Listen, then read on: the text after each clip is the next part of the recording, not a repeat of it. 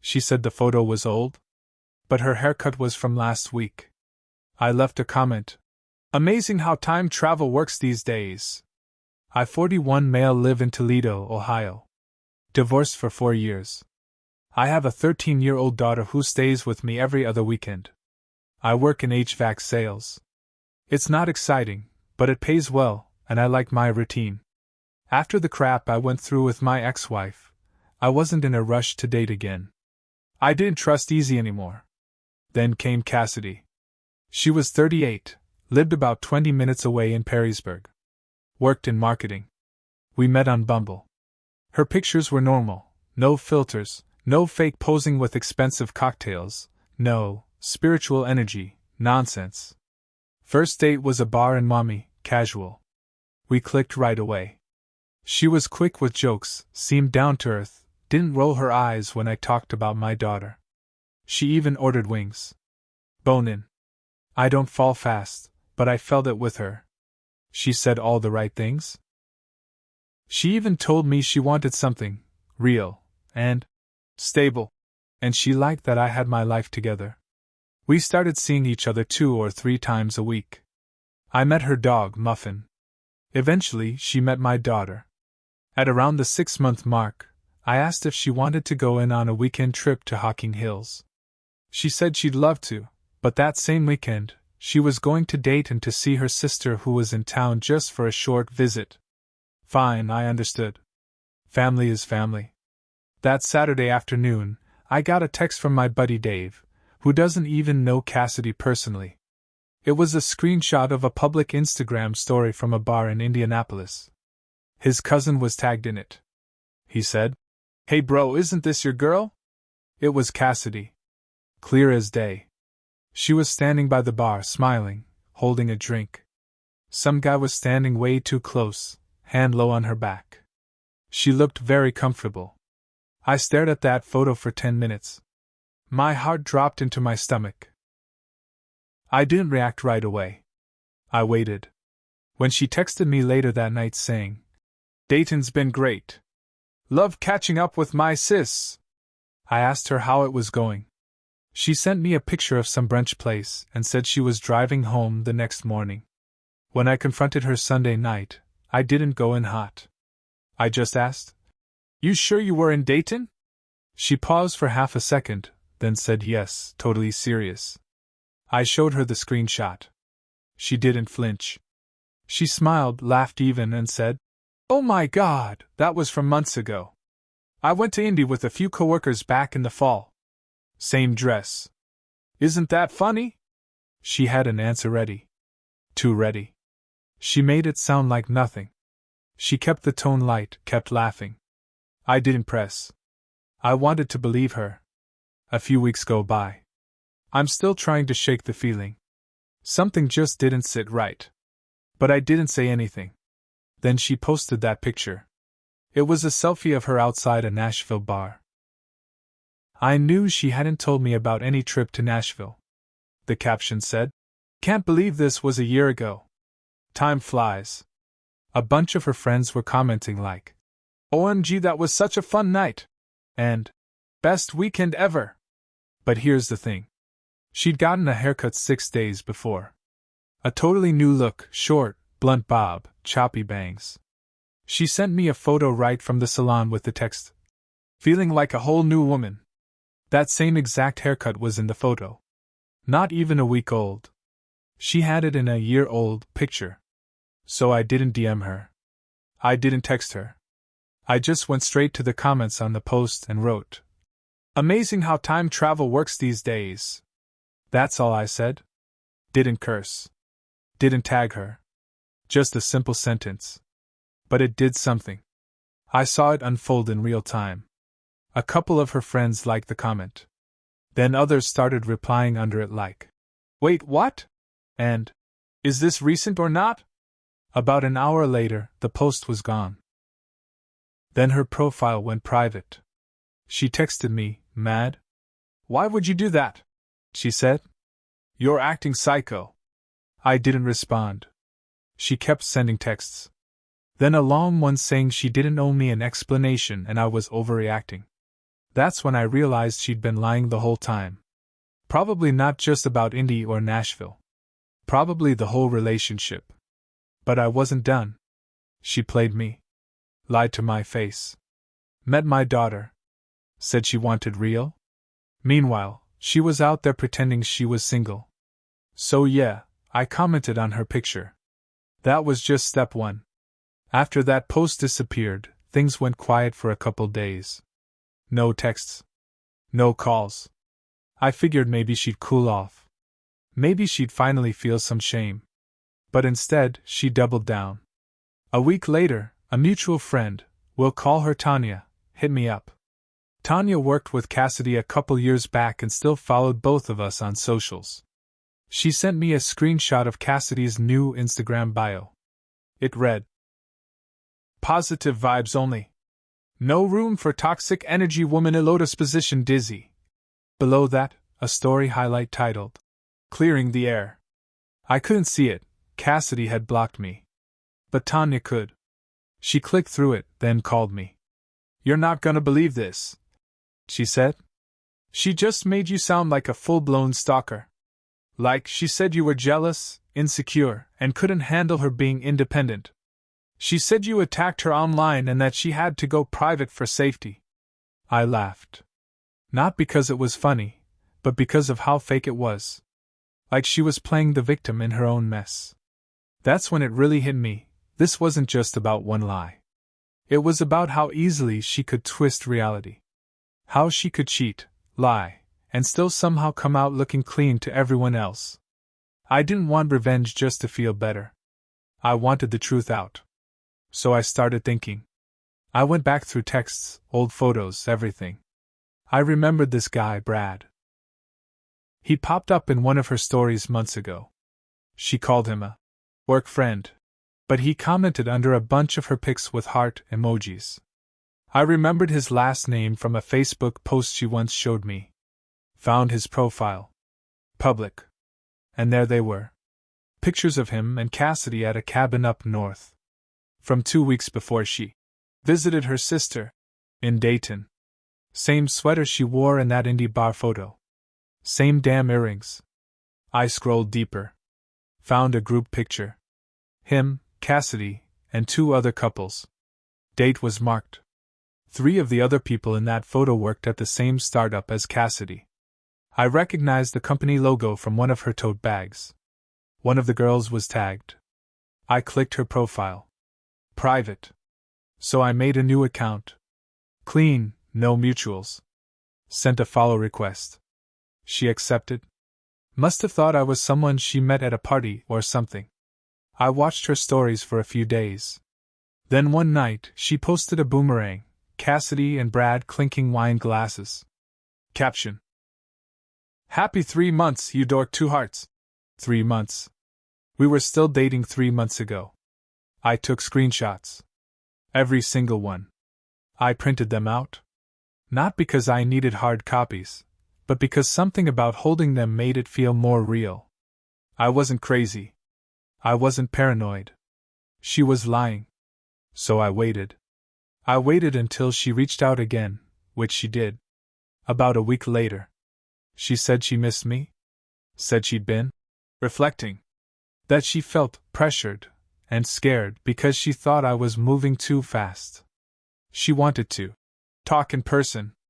I told her to come over Friday night. I made sure my daughter was with her mom. I set everything up. When she showed up, she hugged me like nothing happened. She sat on my couch like she belonged there. She smiled and asked if I wanted to order Thai. I sat down across from her. I handed her the folder. She opened it.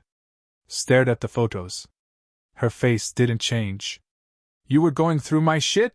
she asked. "No," I said. "You posted it." Brad posted it. Your friends posted it. You just forgot who could still see. She didn't say anything for a minute. Then she started laughing. Not a nervous laugh. Not a, "you caught me" laugh. More like, "you're pathetic" laugh. "You did all this just because I didn't want to be with you." I didn't answer. She kept going. You're so bitter it's sad. You act like I owed you something. We were just dating. That's when I knew she'd never admit anything. Not to me. Not to herself. She was the type to lie her way through anything just to avoid looking bad. So I hit record on my phone. Sat it on the table between us. Let me ask you something, I said. Were you ever actually in Dayton? She rolled her eyes. No, were you with Brad the whole time? Obviously. Did you lie to me every time I asked? She shrugged. Yeah. So what? I ended the recording and emailed it to myself. Then I told her to get out. She slammed the door on the way out. Said I was toxic. Said I'd never find someone who'd put up with me. But I wasn't done yet. Because Cassidy had a boss. And that boss ran a very public brand. The kind of company that bragged about integrity, women empowerment, positive workplace culture. And Cassidy's Instagram still had company tags. Next move was simple. I didn't do anything right away. I gave it a couple days. I wanted it to simmer. I wanted her to think she'd won. That I was just some bitter ex licking my wounds. Let her feel safe again. Meanwhile, I kept digging. Cassidy worked for a mid-sized startup based downtown, called Lupin. They did marketing automation, mostly helping smaller e-commerce brands. Nothing flashy, but they were growing fast and trying to act like a big name. Their CEO, a woman named Leslie Granger, was active on LinkedIn and Instagram. She was all about values. Her posts were always about workplace culture, honesty, team building, all that corporate, we're a family crap. She even had a podcast. And Cassidy? She was in several of the company's posts. Giving presentations. Smiling in group shots. Once, she even wrote a blog post titled, Authenticity and Branding Starts with Who You Are. I saved a copy. That blog post became the nail. I created a burner Gmail with a fake name, Cynthia Moore, and drafted a very calm, professional email. I said I was a concerned acquaintance. I linked screenshots of Cassidy's posts and Brad's. I added the timeline. I mentioned that Cassidy had been presenting herself publicly as single and thriving, while bragging about cheating on multiple men, including one with a daughter involved. Then I attached the audio file. I said I wasn't looking for trouble. Just thought a company that values honesty should know who's representing them. I sent it to Leslie, the CEO, and CC'd the HR director, whose name I found in a staff directory PDF on their website.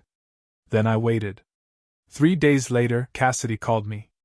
Blocked number. I answered. What the F***K did you do? She snapped. Who is this? I asked, knowing damn well. Don't play dumb, she said. You're F***king with my job now? That's sick. You're sick. I stayed quiet. You don't even care, do you? You'd rather burn everything down than admit we didn't work out. I asked her. Did they fire you? She went silent.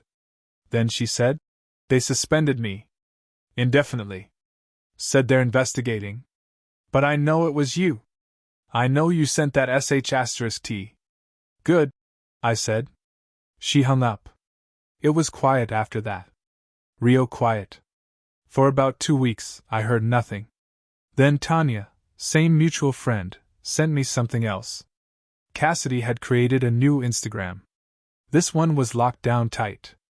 Barely any followers. But her bio said, Sometimes people try to destroy you because they're threatened by your light. Still shining.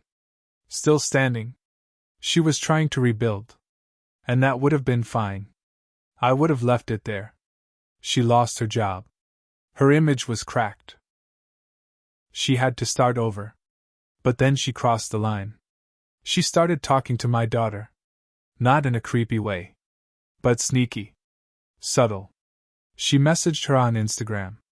My daughter showed me. The message said, Hey sweetie, just wanted to say hi and hope you're doing okay. I miss hanging out. I know your dad probably doesn't want us talking, but just know I still care about you. You're a smart, beautiful girl. I was shaking when I read it. I sat my daughter down. Told her that Cassidy lied to me, and to her. That she was never who she claimed to be. My daughter just nodded. She didn't cry, but she looked sad. She always said she hated liars, she whispered. That did it. This wasn't about me anymore. I called a buddy who works in IT for a security firm. Told him I needed help digging a little deeper. Not illegal stuff. Just background. What he found wasn't what I expected. Cassidy had changed her name 6 years ago. Her real name used to be Kara Whitmore. And Kara Whitmore had been fired from another marketing firm in Chicago after someone filed a formal harassment complaint. Not sexual, emotional abuse. Colleagues said she gaslit them, sabotaged work projects, then played the victim. Same pattern.